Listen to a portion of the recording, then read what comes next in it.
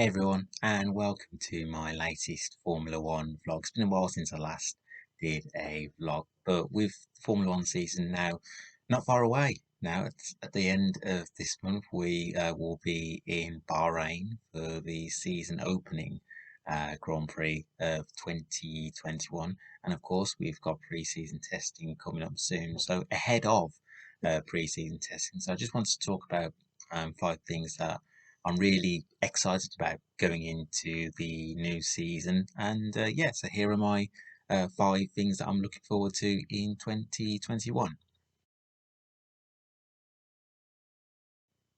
So one of the first things I'm really looking forward to this season is seeing how Sergio Perez fares at Red Bull. I'm one of those people last year where as soon as I heard the news that Sergio wouldn't be racing for Racing Point, now Aston Martin this year, I was gutted for him. I really was. And a driver like Checo, a driver of his talents, there was no way that he couldn't be on the grid for 2021. And as the seats were getting filled up, it was looking more and more likely, particularly towards the end of the year, that Checo might not even be on the grid for 2021. But Red Bull Racing have decided to take a chance and go with Checo, and I'm really happy for Checo. I really am, and I feel that he's now better placed to perform at a top team. I know hindsight's a wonderful thing, so perhaps when he went to McLaren when he did in his career, perhaps it was a move that was too soon for him in his career. But at the same time, when you get the opportunity to join a team like McLaren at that time, why would you turn it down? So you could understand why Checo went for the opportunity. But this time round, I feel that he has got the experience to really do well at Red Bull Racing. And what the situation reminds me of is, albeit Checo isn't a world champion, what it reminds me of is if you remember in 2010 when Jenson Button joined McLaren to be alongside Lewis Hamilton. At that time, you could argue it was Lewis Hamilton's team. It was his McLaren team, and in a way, Jenson was entering the lion's den, you could say, and you could say, in a way, you could say that's exactly what Checo is doing now. With Max Verstappen having been at Red Bull for fair amount of season, and it's quite scary actually to think that he's been at the team for a fair amount of season, yet he's still very young. But you could argue that it is Max Verstappen's team. But Checo is entering Verstappen's den. But at the same time, I feel that I'm really intrigued to see the team dynamic, to see how it works out between Max and Checo.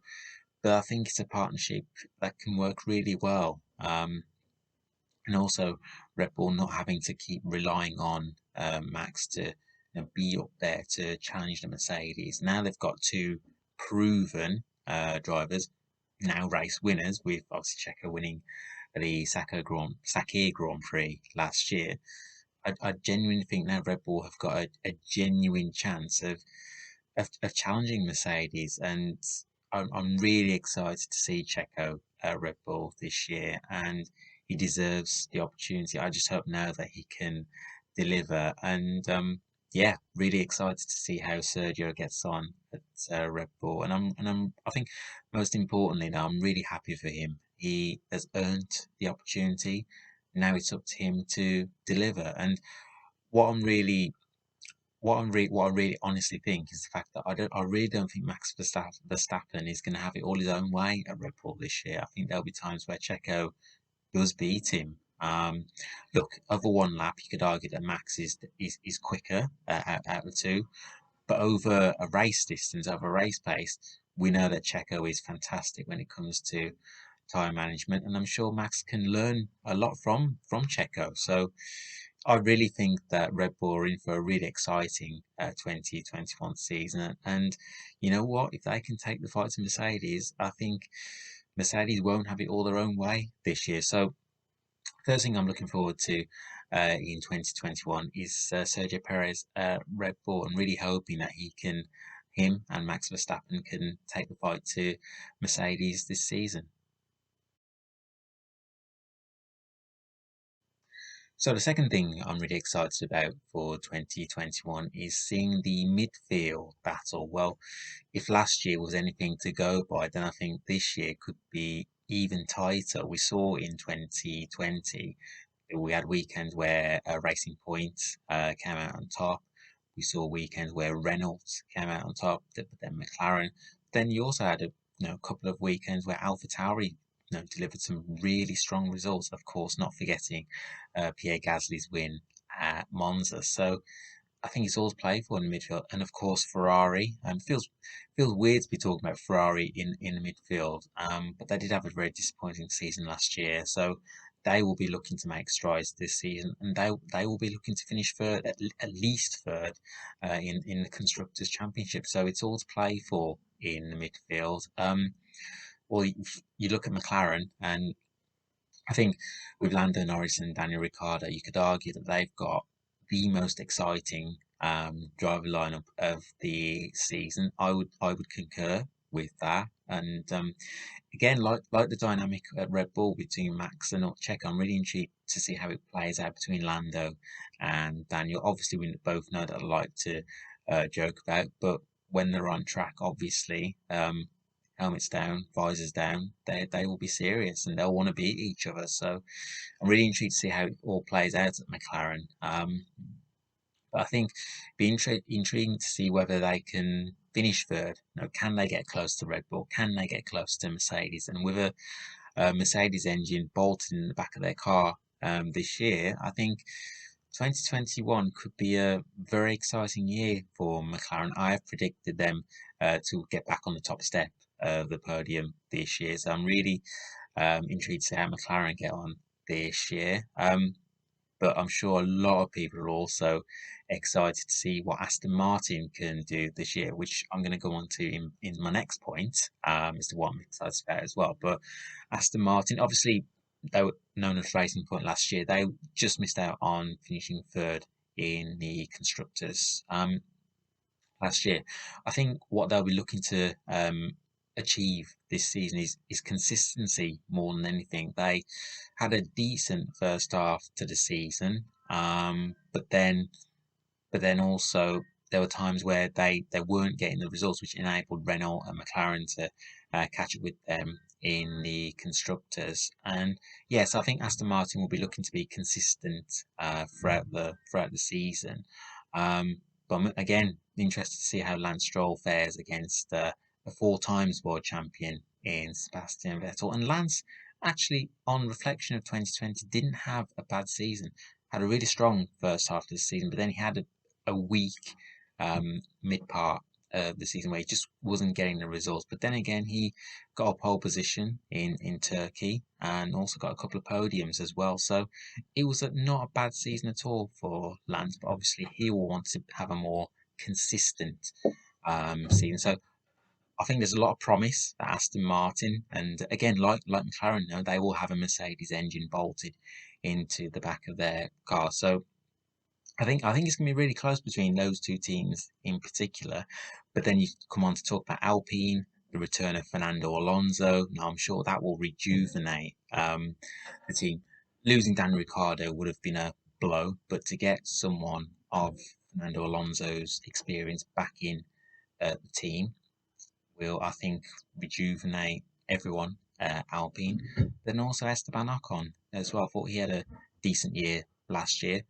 Perhaps there were times where he was unlucky through retirements through no fault of his own, but he got a podium at the Sakhir Grand Prix as well. So he'll be coming into 2021 with some positive momentum on the back of some positive results on the back end of the 2020 season. So Alpine, I think, will be interested to see how they fare. Obviously, new management there as well. So could it be seen as a transition year for them?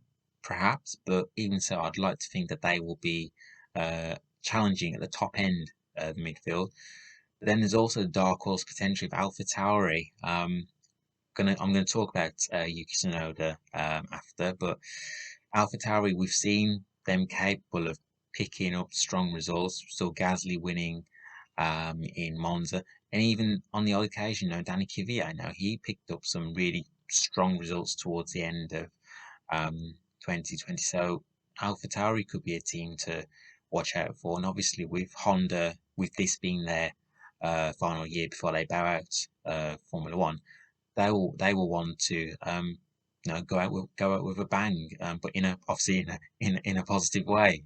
So yeah, I think AlphaTauri could again they could potentially surprise one or two people, and as I also mentioned earlier about Ferrari as well, it's a big year for them. They will definitely want to bounce back after what was a disappointing 2020 for them. So it's the second thing I'm really looking forward to in 2021 is seeing how the midfield battle plays out.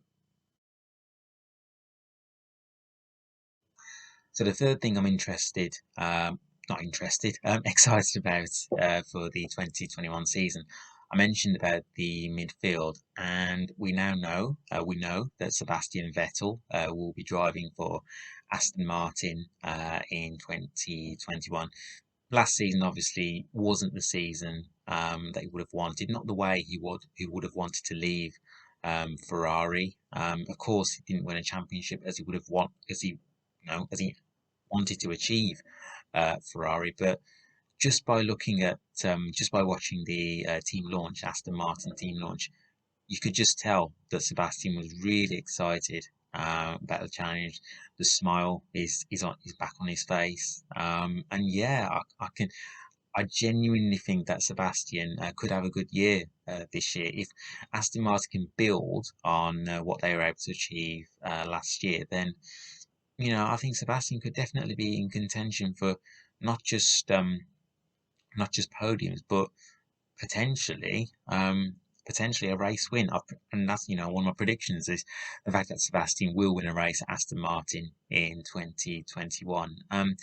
Look, you don't become a bad driver overnight. No, he's a four times world champion for a reason. But obviously, I just when he was coming to the closing stage or the final stage of his Ferrari career, you could just tell that there were times where I just felt like he didn't want to be there, and he wasn't really enjoying his driving. So perhaps being at Aston Martin, perhaps we'll see the best of Sebastian once again. And it was horrible seeing Sebastian struggling the season of struggle that he had last year, and it's just not nice to see. But I really hope it works out for Sebastian at Aston Martin. I still feel that Aston Martin should have held on to Checo, but hey ho, that's my opinion. But yeah, no, I really hope it works out for Sebastian at Aston Martin, and yeah, be interesting to see what they can achieve this year. And if, like I say, if they can build on what they were able to achieve in 2020, then I think 2021 could be a decent season for Aston Martin. So, third thing I'm really looking forward to this year is seeing how Sebastian Vettel fares at Aston Martin.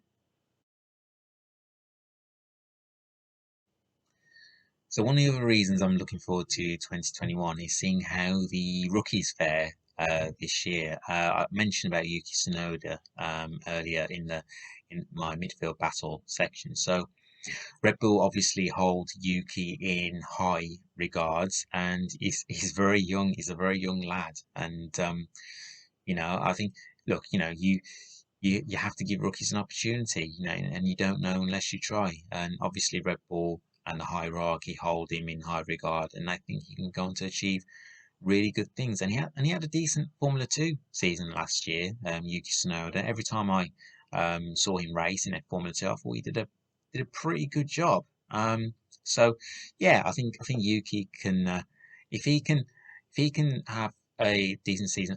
Look, you expect the rookies to make mistakes at some point during the season, and I'd expect Yuki to do that. But at the same time, if he can get off to a good start, if he can get some finishes under his belt, and then begin to target points, then I think Yuki, that would be good. Then, and obviously just build on those points finishes. Then I think Yuki can have a decent season. We know what the AlphaTauri is capable of. We know that they are a team that can cause those shock results, and I think Yuki can have, if he can get up to scratch straight away, and if he can get his foot down, deliver results, then I think 2021 could be a very special year for Yuki Tsunoda. And obviously, with the driver market opening up in 2022, who knows? If he performs well this year, then perhaps there could be a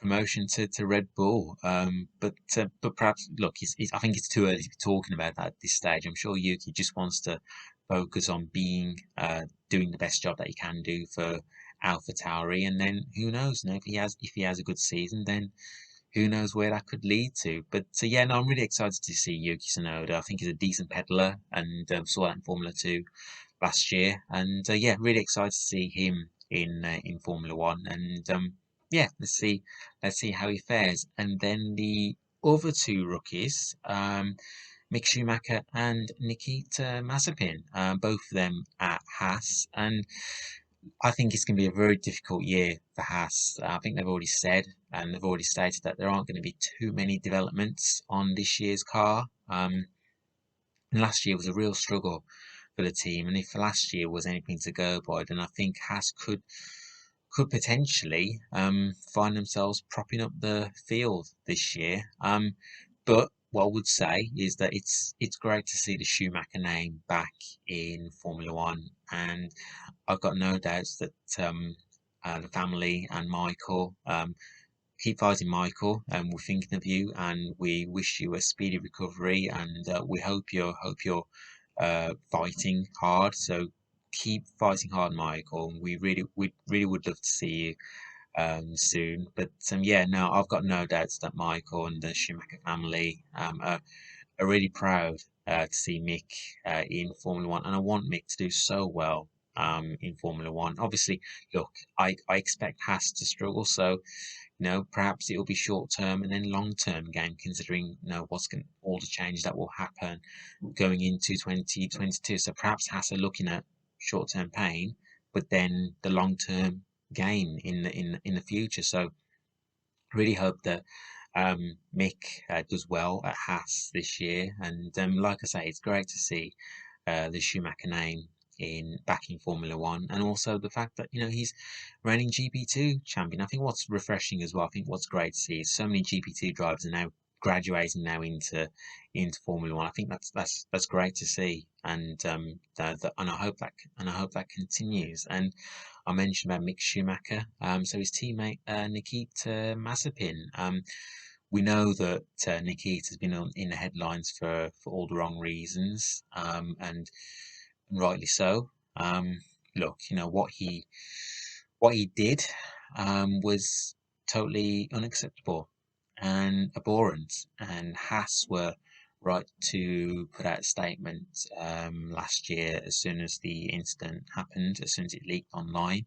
Um, and look, regardless of whether Nikita filmed the incident or not, it's totally unacceptable what he did, and he has to learn quickly. He has to grow up quickly as well, because there's no place for what he did. And if he falls out of line one more time, then if I was Haas, I would seriously consider um, whether they really want to be backed by the family after what Nikita's done. Yes, they do have Nikita and his family do have financial backing, but even so, that means nothing. When it comes to how you should come across, what you should be doing in life, and like I say, what I keep saying, and I'll keep saying it again, what Nikita did was totally unacceptable, and he has to grow up quickly, because particularly now that he's in Formula One, people will people will look up to the people in Formula One who are driving for those teams, and Nikita has to learn quickly. If I was a team principal, if I'm being totally honest, I would have dismissed him. I would have got rid of him straight away, because that is not what want associated with my team. If I was a team principal, but obviously I'm not a team principal. But it's up to Gunter Steiner, it's up to Gene Haas to, and also the team to educate Nikita, and to do it quickly, to do it responsibly. But then at the same time, it's also up to Nikita as well, to learn quickly, and only he can do that. Look, actions speak louder than words, so we'll see throughout the season. We'll see if Nikita has learned his lessons. Um, but like I say, it's up to him to learn quickly. And as I've already said, and I'll say it again, what he did was totally unacceptable, and it's not on. And yeah, he's, like I say, he's got to learn quickly. So yeah, but I'm really intrigued to see how the rookies get on this season, and that is my fourth reason as to why I'm looking forward, or one reason why I'm excited for the 2021 season. And then one of the final reasons why I'm excited about 2021 is actually seeing the W Series at 8 Formula 1 Grand Prix this season. I think it's a fantastic move. I think it's fantastic, to promote diversity, but also for women as well to be on to give them even more of a bigger stage to perform. So fingers crossed, spectators are allowed back in the grandstands, packed grandstands in 2021. But I think seeing so many fans, particularly female fans, seeing females racing at those Grand Prix, I think can only inspire females to want to perhaps consider not just becoming a driver, but also um, considering a career in motorsport as well. We've seen female team principals in the past in Formula One, and we're seeing more and more females in Formula One as well, which I think is fantastic.